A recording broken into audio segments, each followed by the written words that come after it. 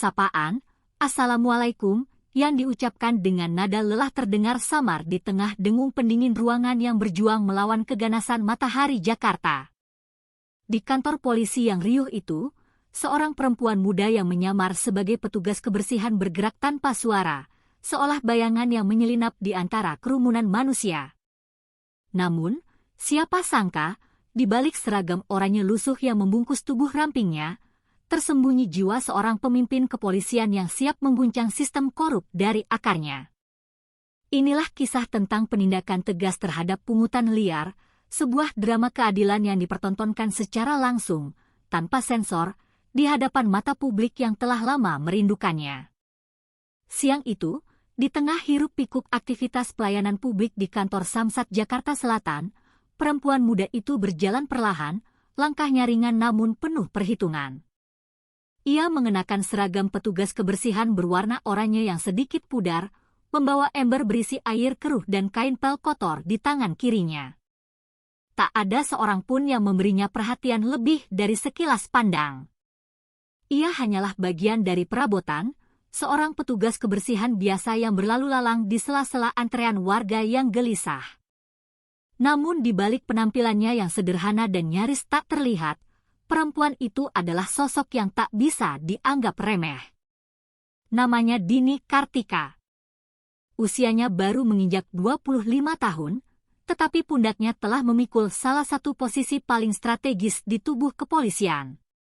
Dan hari itu, ia sedang menjalankan sebuah misi pribadi yang berbahaya, menindak oknum anak buahnya yang sudah terlalu lama dibiarkan bermain-main dengan integritas institusi. Dengan rambut hitam panjang yang dikuncir rapi ke belakang dan wajah cantik yang sengaja dibuat kusam agar tampak biasa-biasa saja di tengah keramaian, Dini berbaur dengan suasana tanpa menimbulkan kecurigaan sedikit pun. Ia telah mempersiapkan penyamaran ini selama berminggu-minggu secara matang, mengenal ritme kerja kantor dari pagi hingga sore, menghafal setiap jalur pembayaran resmi maupun jalur bawah tangan, dan mempelajari kebiasaan para petugas yang berjaga di setiap loket. Bagi Dini, ini bukan sekadar investigasi rutin. Ini adalah sebuah ujian langsung terhadap sistem yang selama ini ia bersumpah untuk menjaganya. Ia tahu betul, sudah terlalu banyak aduan dari masyarakat yang masuk ke mejanya, laporan-laporan yang tak pernah tertangani karena bukti yang tak cukup kuat, atau karena terlalu banyak tangan-tangan kotor di balik meja yang saling melindungi. Maka hari ini, ia memutuskan untuk turun sendiri. Tak ada kamera tersembunyi yang disematkan di bajunya. Tak ada tim pendukung yang mengawasinya dari kejauhan. Hanya ada dirinya, keberaniannya, dan sebilah pedang keadilan yang ingin ia tegakkan dengan tangannya sendiri. Dini tahu betul bahwa kantor pelayanan pajak kendaraan dan pengurusan SIM adalah salah satu titik paling rawan, sebuah arena di mana harapan dan keputusasaan warga bertemu. Di tempat inilah orang-orang datang dengan harapan mendapat pelayanan yang cepat dan transparan, namun seringkali justru dijebak oleh sistem birokrasi yang mencekik dan oknum yang rakus. Ia mulai menyapu lantai dengan gerakan pel yang seadanya, namun matanya bekerja jauh lebih keras dari tangannya. Ia mengamati setiap ekspresi wajah warga yang menunggu, wajah lelah, cemas, dan pasrah. Ia mencermati setiap gerak-gerik para petugas, senyum palsu, lambaian tangan yang penuh kode, dan tatapan mata yang menilai isi dompet, bukan kelengkapan berkas. Diam-diam, ia menghitung berapa lama setiap transaksi berlangsung di loket resmi, dan membandingkannya dengan transaksi kilat yang terjadi di sudut-sudut ruangan yang lebih gelap. Ia tidak sedang mencari celah. Ia sedang menunggu bukti nyata, sebuah kesalahan fatal yang akan menjadi pemicu. Dan seperti yang sudah ia duga sejak awal, aroma busuk dari praktik korupsi itu perlahan mulai tercium, menusuk indera penciumannya lebih tajam daripada bau karbol yang ia bawa. Uang yang seharusnya diserahkan sesuai tarif ketentuan yang terpampang di dinding, malah diminta lebih dengan berbagai dalih. Dan semua itu terjadi di bawah sorot mata petugas yang tersenyum ramah, seolah-olah pungutan liar itu adalah bagian dari prosedur yang wajar dan sudah menjadi rahasia umum. Namun, Dini bukan sembarang petinggi. Ia tak terbiasa hanya duduk manis di balik meja berpendingin udara sambil memberi perintah dari atas menara gading. Ia adalah seorang petarung sejati, dibesarkan di kerasnya medan lapangan, terbentuk oleh ketegasan baja, dan dibakar oleh amarah yang membara terhadap segala bentuk ketidakadilan. Di balik seragam petugas kebersihannya yang lusuh, jantung kepemimpinannya berdetak kencang, memompa darah panas ke seluruh tubuhnya. Ia tak bisa dan tak akan membiarkan borok ini terus menggerogoti institusinya. Hari itu, di tengah antrean panjang yang mengular dan bau kertas berkas yang berserakan, Dini memulai langkah pertamanya. Bukan sebagai petugas pembersih lantai, tapi sebagai pembersih institusi. Ia sudah siap, dan siapapun yang berani bermain-main dengan jabatannya akan segera ia sikat habis tanpa ampun. Siang itu, matahari di atas Jakarta seolah sedang marah. Sinarnya menyengat tanpa ampun, memaksa udara kota menjadi pengap dan melelahkan. Namun di dalam kantor Samsat yang melayani pembayaran pajak kendaraan dan pengurusan SIM, suasana tak kalah panas.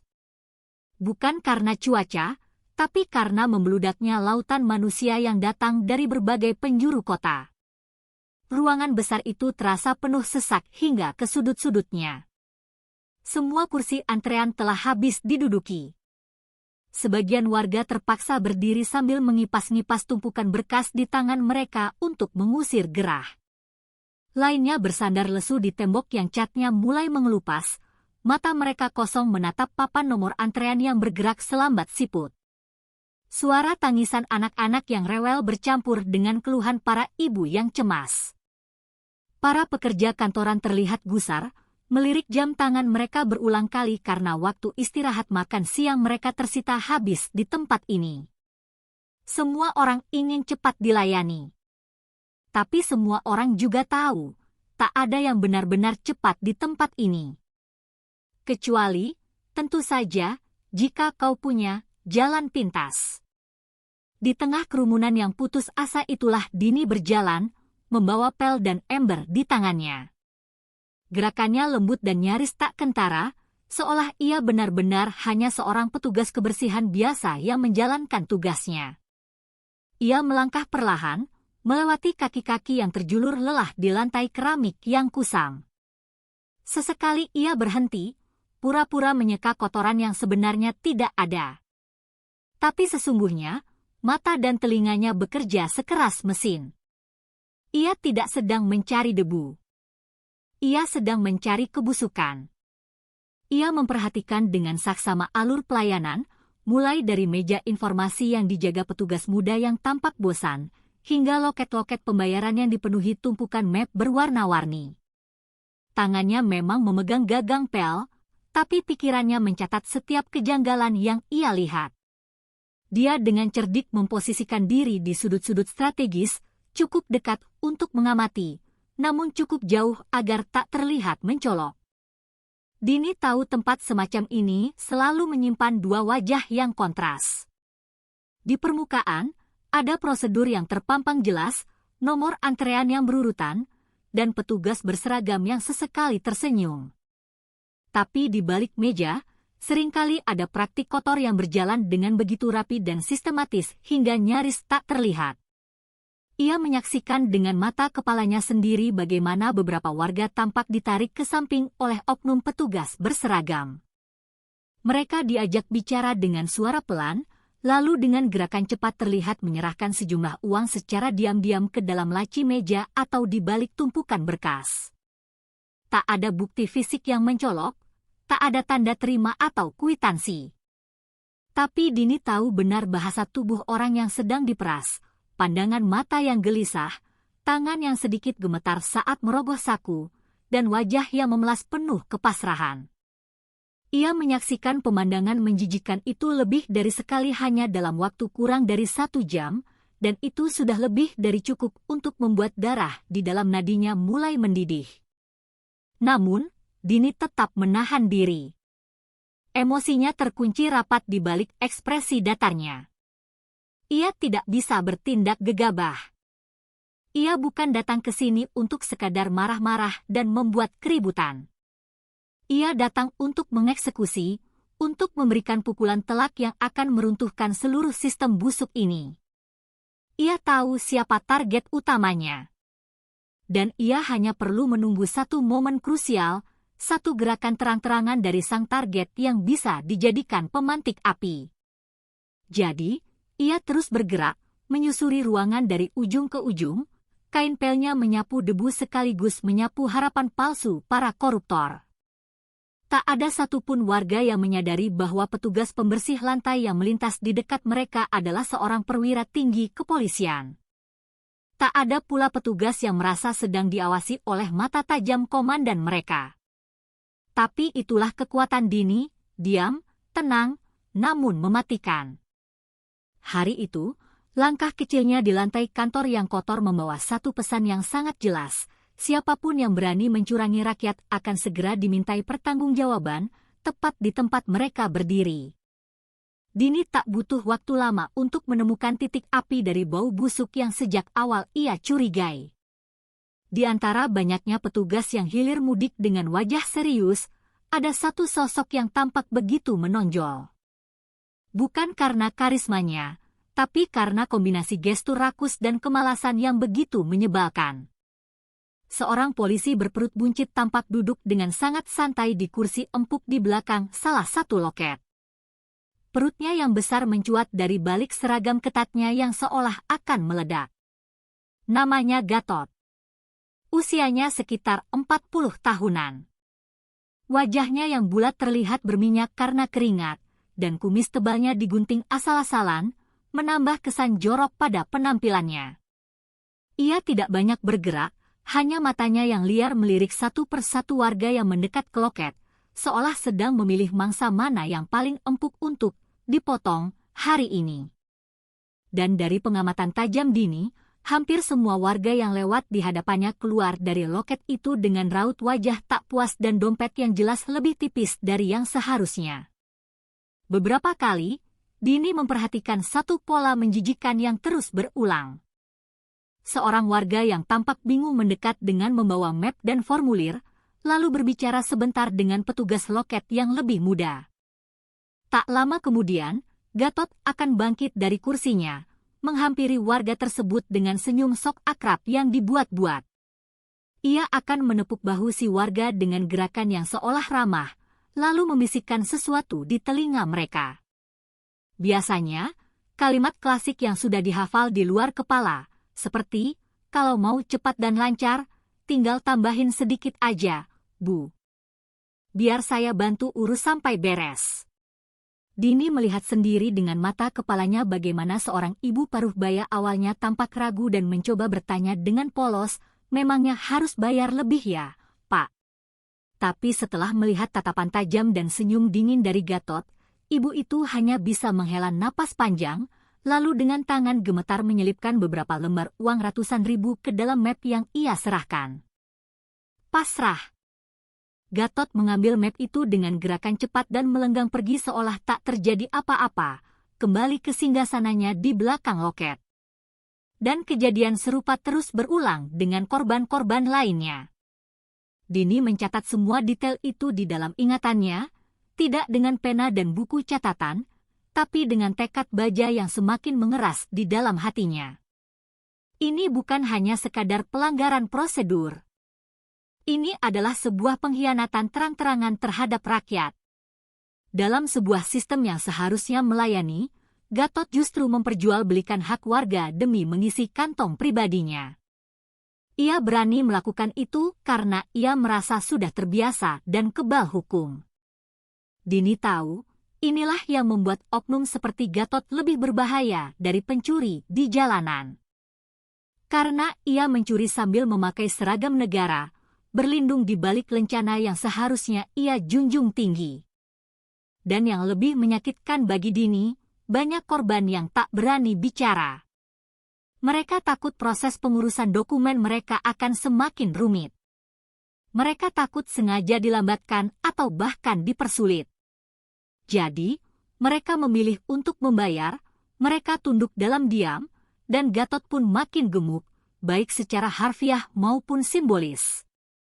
Namun bagi Dini, hari itu bukanlah hari biasa di mana ia hanya akan mengamati dan membuat laporan untuk ditindaklanjuti minggu depan.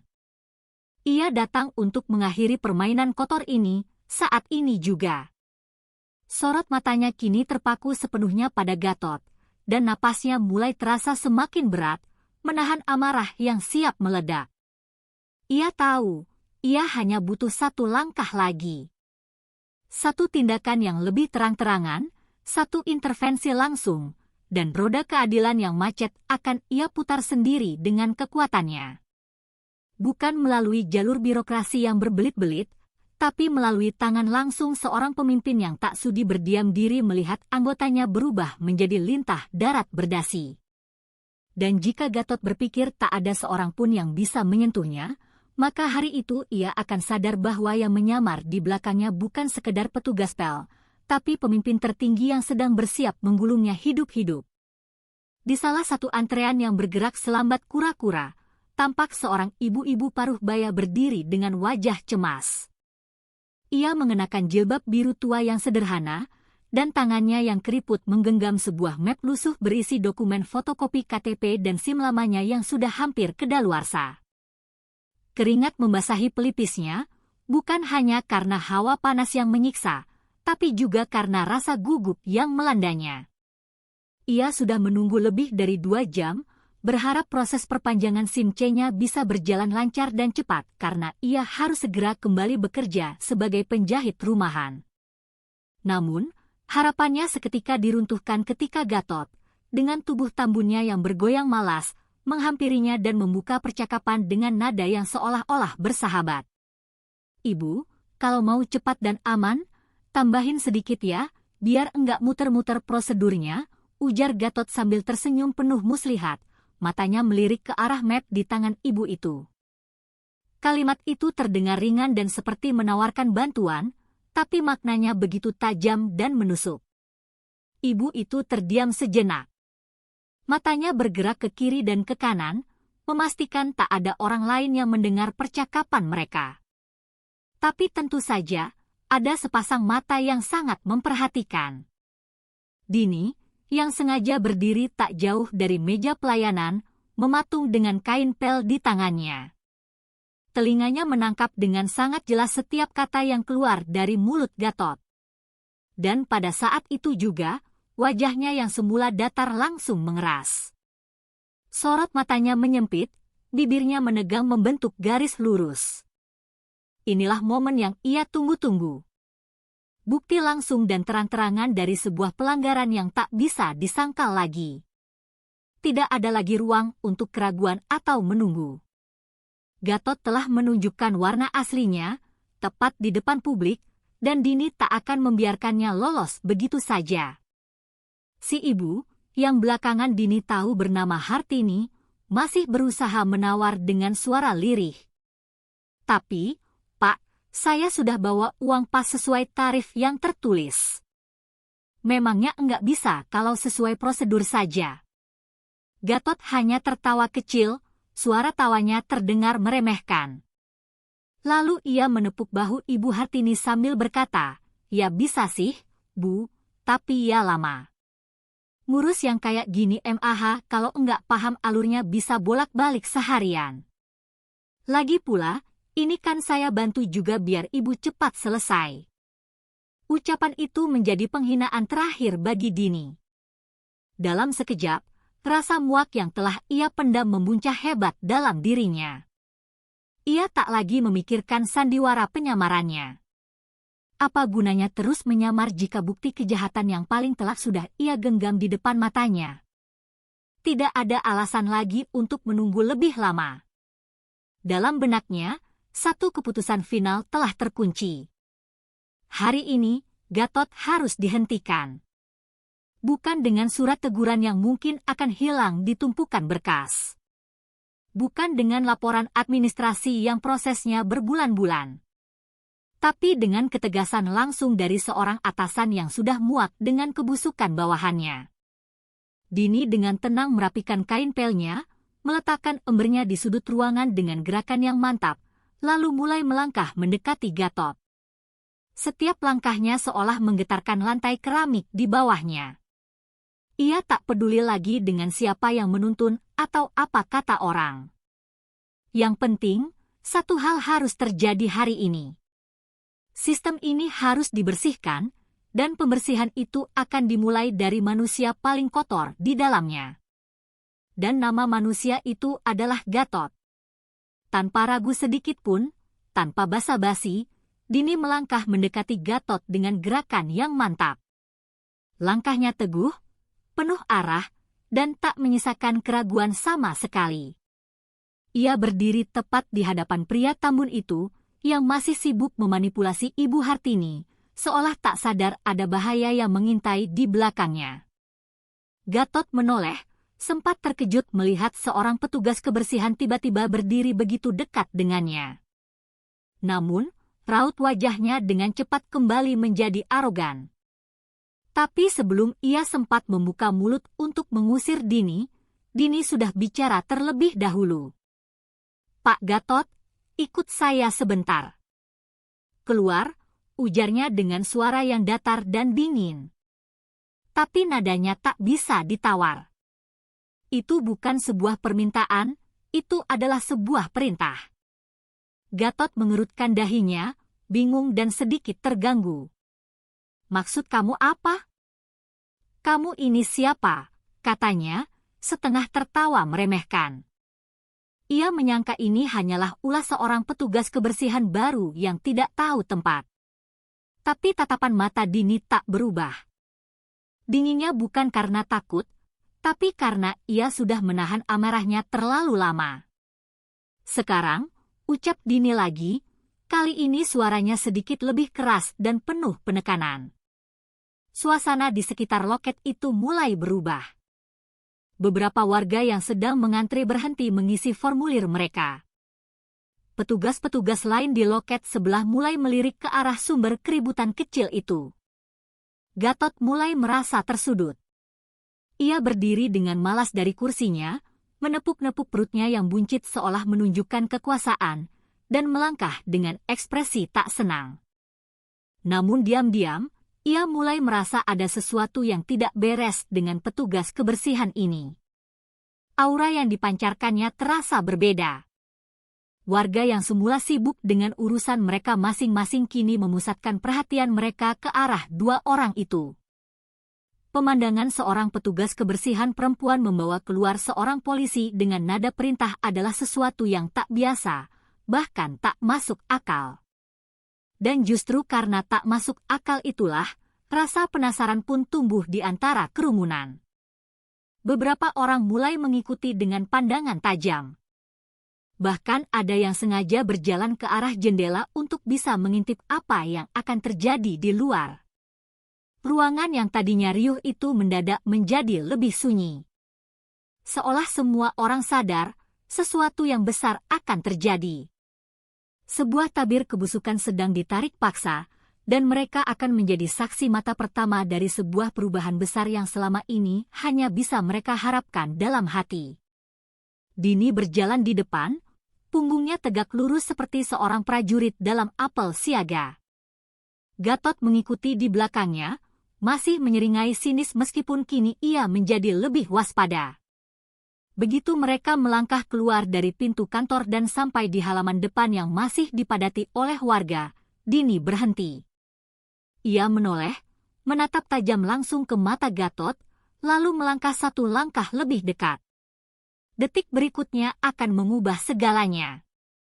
Bagi Dini, tidak ada ruang lagi untuk bicara, tidak ada lagi kompromi. Ini adalah saatnya institusi ini dibersihkan, dan pembersihan itu akan dimulai dari tangan pemimpinnya sendiri. Begitu tiba di halaman depan kantor yang panas, Dini berhenti melangkah. Ia sengaja berdiri tepat di tengah area terbuka, dikelilingi oleh puluhan warga yang sedang menunggu giliran pelayanan dan beberapa yang baru saja keluar dari gedung. Suasana yang semula penuh dengan obrolan dan keluhan pelan mendadak melambat. Semua mata kini tertuju pada dua sosok yang kontras itu, seorang perempuan bertubuh tegap dalam seragam petugas kebersihan yang lusuh, dan seorang pria gendut berseragam polisi yang mulai tampak gelisah. Dini tak berkata sepatah kata pun. Ia hanya menatap Gatot dengan sepasang mata tajam yang dingin membeku. Sorotan matanya bukan hanya menunjukkan kemarahan, tapi sebuah keputusan final yang tak bisa diganggu-gugat. Gatot, yang mulai menyadari bahwa ini bukan sekedar teguran biasa, masih mencoba mempertahankan sisa-sisa wibawa palsunya. Tapi ia tak tahu bahwa dalam hitungan detik, wibawa itu akan dilumat habis menjadi debu. Dalam satu gerakan yang cepat dan tanpa peringatan apapun, Dini melayangkan tinjunya dengan keras ke wajah Gatot. Buk! Suara benturan tulang dan kulit yang tumpul menggema di halaman, diikuti oleh pekikan kecil penuh keterkejutan dari beberapa orang di sekeliling. Gatot terhuyung ke belakang, matanya melotot karena terkejut dan sakit. Ia belum sempat bereaksi ketika sebuah tendangan cepat dari Dini mendarat telak di perutnya yang buncit. Tubuh Tambun itu seketika terlipat dua, lalu jatuh berdebam ke tanah dengan suara yang berat. Namun itu belum selesai. Dengan kekuatan yang tak terduga, Dini mencengkeram keras seragam Gatot dan membantingnya ke lantai semen dengan kekuatan penuh. Debu berterbangan, dan tubuh Gatot terguling ke samping, napasnya terengah-engah menahan sakit. Itu bukan sebuah amukan buta. Itu adalah sebuah eksekusi. Dan Dini melakukannya dengan presisi seorang petarung terlatih. Bukan karena luapan emosi, tapi karena sebuah tanggung jawab yang besar. Warga yang menyaksikan semuanya terdiam membeku. Mulut mereka menganga. Beberapa orang sempat mundur selangkah, tak percaya dengan apa yang baru saja mereka lihat. Namun sepersekian detik kemudian, kamera ponsel mulai terangkat. Tangan-tangan gemetar menekan tombol rekam, mengabadikan momen yang tak pernah mereka bayangkan sebelumnya. Mereka sedang menyaksikan seorang oknum polisi dihajar habis-habisan di halaman kantornya sendiri. Bukan oleh massa yang marah, bukan oleh preman bayaran, tapi oleh seorang perempuan yang semula mereka kira hanyalah seorang petugas pel biasa. Tak ada yang berani mendekat, tapi tak satu pun yang mau berpaling.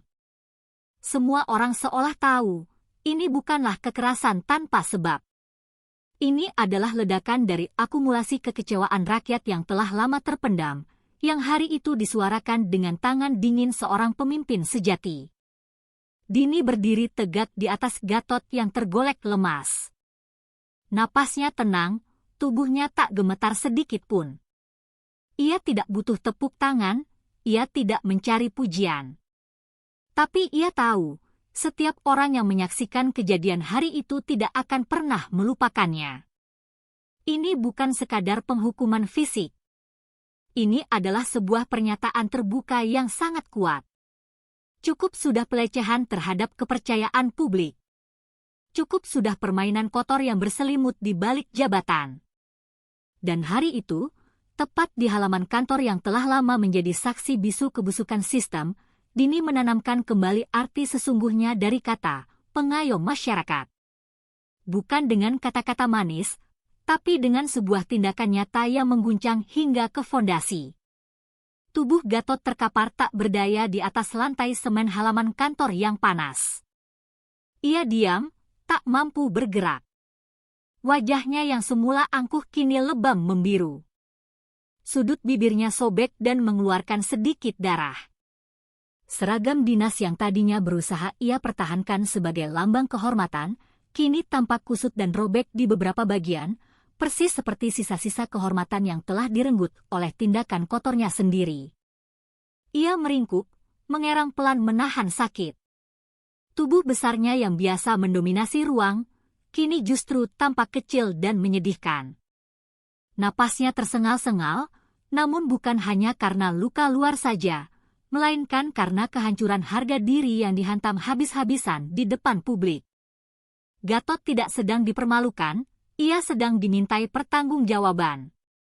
Sementara itu, suasana di sekitar berubah drastis. Warga yang semula membisu karena syok, kini mulai bersuara. Ada yang berseru dari kejauhan, Hajar aja sekalian, Bu. Biar kapok. Meskipun Dini tak menanggapi, beberapa lainnya mulai bertepuk tangan secara spontan, yang kemudian meledak menjadi sorak-sorai yang jarang sekali terdengar di tempat seperti itu. Tak sedikit pula yang masih mengangkat ponsel mereka, merekam setiap detik kejadian dengan tangan gemetar karena campuran adrenalin dan keterkejutan. Video demi video itu langsung tersebar ke grup-grup pesan instan dan media sosial dalam hitungan menit. Bagi mereka, ini adalah pemandangan yang sangat langka. Seorang oknum polisi dihukum di tempat, bukan oleh massa, bukan oleh pengacara, tapi oleh atasannya sendiri yang menyamar. Di depan mata mereka, kebingungan mulai menyelimuti wajah-wajah warga. Bukan karena mereka tak setuju dengan tindakan Dini, tapi karena satu pertanyaan besar kini muncul di benak mereka semua. Siapa sebenarnya perempuan ini? Mereka saling menoleh satu sama lain, mencari jawaban. Tapi tak ada yang tahu. Yang mereka lihat hanyalah seorang wanita muda yang tadinya mengepel lantai, kini berdiri tegak seperti seorang komandan.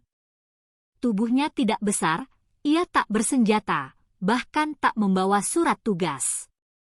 Tapi ketegasan di matanya tak bisa disangkal. Itu bukan keberanian sembarangan, itu adalah otoritas. Otoritas sejati yang hanya bisa lahir dari hati yang bersih dan niat yang lurus. Dan saat Dini menarik napas dalam-dalam lalu menoleh perlahan ke arah kerumunan, semua orang mendadak terdiam kembali. Ia berdiri di tengah keramaian, namun auranya kini menjulang jauh di atas siapapun di sana.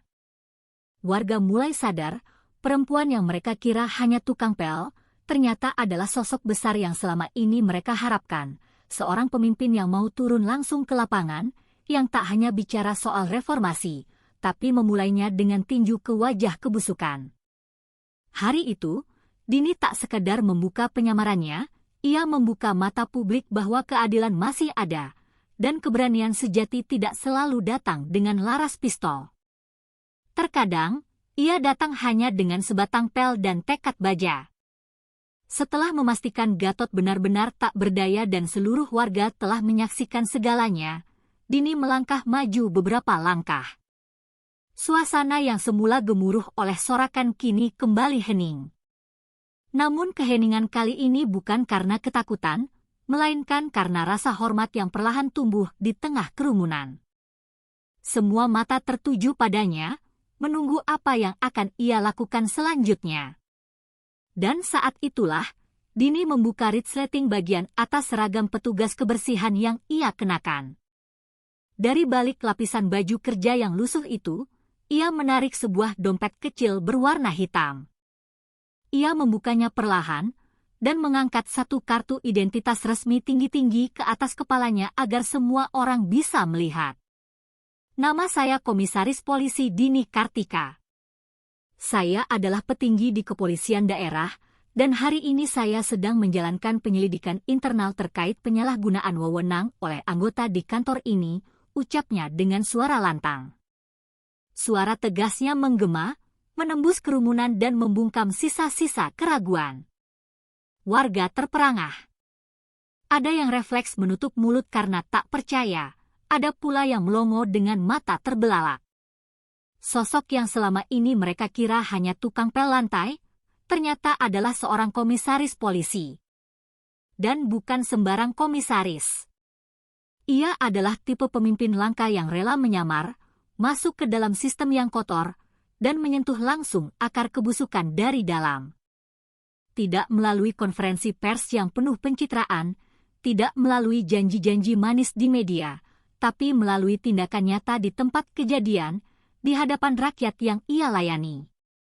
Beberapa warga bahkan tanpa sadar menundukkan kepala mereka, bukan karena malu, tetapi karena rasa hormat yang tulus. Mereka merasa telah menyaksikan sesuatu yang sangat langka, keadilan yang tak hanya diucapkan, tapi dilaksanakan di depan mata. Dini menunduk sejenak, lalu berbicara kembali. Kali ini dengan nada yang sedikit lebih pelan, namun tetap kokoh dan penuh wibawa. Saya mohon maaf kepada seluruh warga yang hari ini telah dipersulit, dimintai uang lebih, dan dipermainkan oleh oknum yang tidak bertanggung jawab. Ia menatap satu persatu wajah warga yang berdiri di hadapannya, dari ibu-ibu tua hingga anak muda yang masih memegang formulir pendaftaran. Kalian datang ke sini untuk menjalankan kewajiban sebagai warga negara, tapi kalian justru diperlakukan seperti beban. Itu tidak bisa kami toleransi. Dan saya berjanji, ini bukan hanya akan berakhir di sini. Kalimat itu tidak sekedar terdengar sebagai permintaan maaf, tapi sebagai sebuah pernyataan sikap dan sebuah peringatan keras kepada siapapun yang masih merasa kebal hukum. Tidak ada tepuk tangan saat itu. Tidak ada sorakan seperti sebelumnya. Hanya ada keheningan yang penuh arti. Dini berdiri seperti batu karang di tengah badai, kukuh, jujur, dan tanpa kompromi.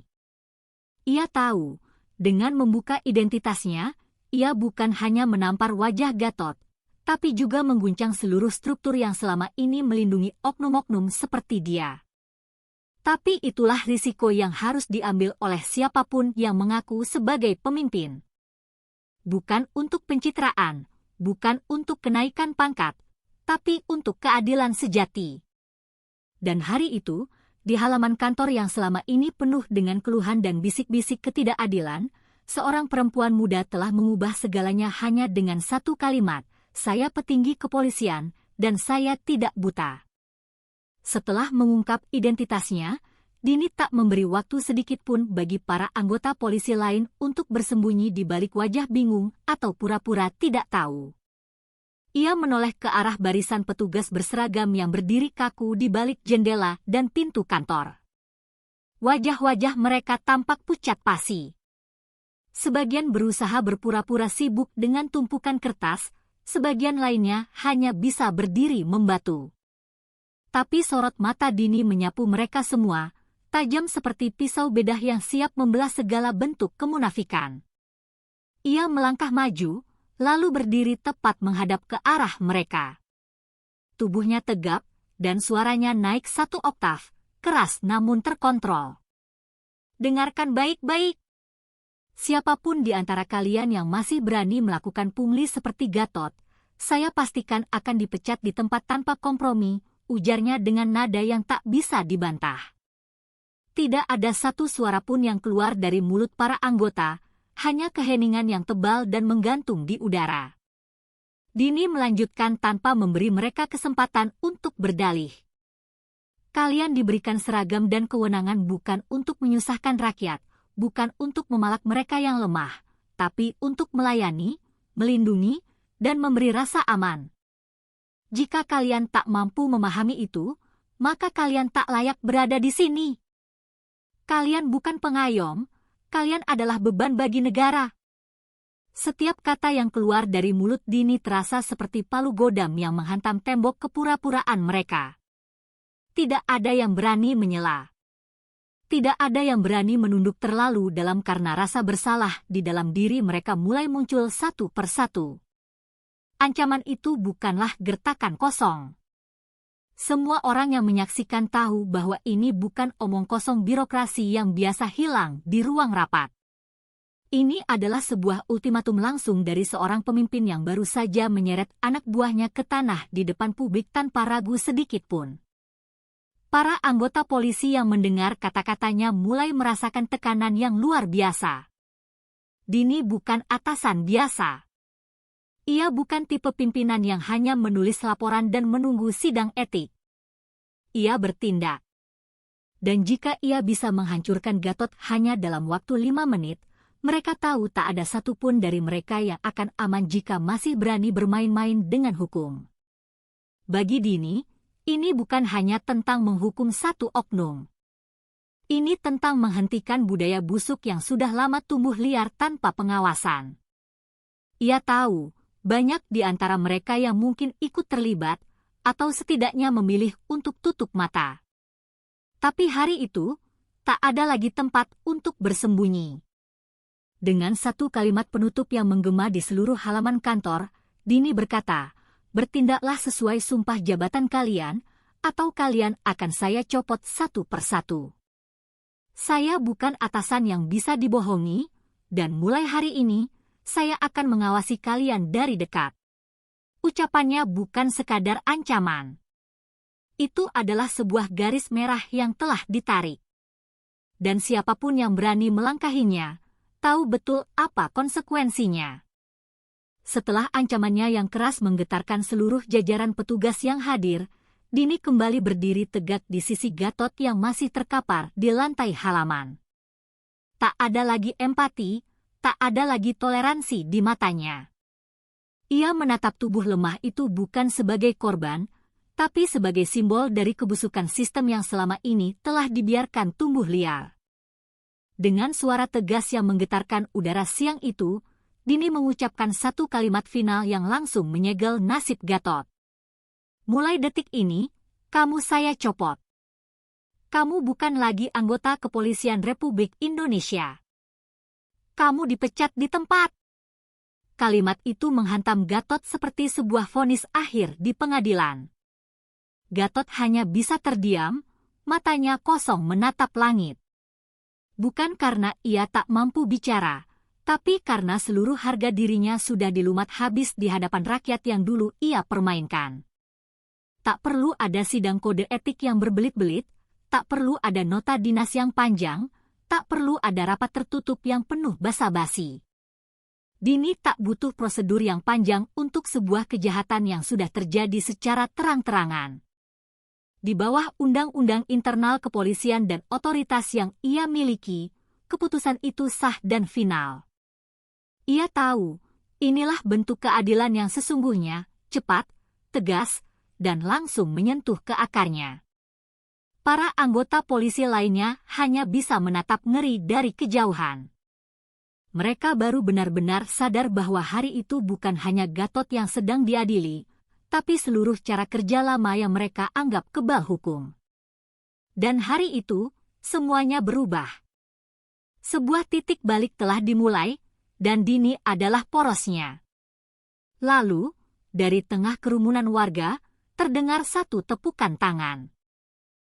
Kemudian disusul satu lagi, dua, hingga akhirnya puluhan tangan bertepuk serempak. Warga yang sejak tadi diam dalam rasa hormat dan keterkejutan, kini tak mampu lagi menahan luapan emosi mereka. Mereka bertepuk tangan bukan karena senang melihat Gatot jatuh, tapi karena akhirnya mereka merasa dilihat, dihargai, dan dilindungi. Beberapa bahkan berseru dengan suara bergetar, "Terima kasih, Bu Komandan. Baru kali ini ada yang berani kayak gini. Hidup Ibu Dini," teriak yang lainnya. Suara-suara itu meledak bersama rasa lega yang tak bisa lagi dibendung. Bagi mereka, ini bukan sekadar insiden biasa. Ini adalah sebuah revolusi kecil. Sebuah pengingat bahwa keadilan masih bisa hadir dan ketegasan bukanlah hal yang mustahil di tengah sistem yang biasanya tumpul ke dalam. Kantor pelayanan itu, yang selama ini dikenal sebagai tempat yang penuh keluhan, cemoohan, dan rasa was-was, hari itu berubah drastis. Udara yang tadinya terasa berat oleh rasa tidak percaya, kini terasa lebih ringan dan lebih jujur. Dini telah mengembalikan kehormatan institusi itu bukan dengan pidato panjang atau spanduk reformasi, melainkan dengan tindakan nyata yang tak terlupakan. Hari itu, di bawah panasnya matahari Jakarta dan di tengah mata rakyat yang menyaksikan langsung, keadilan telah berdiri tegak.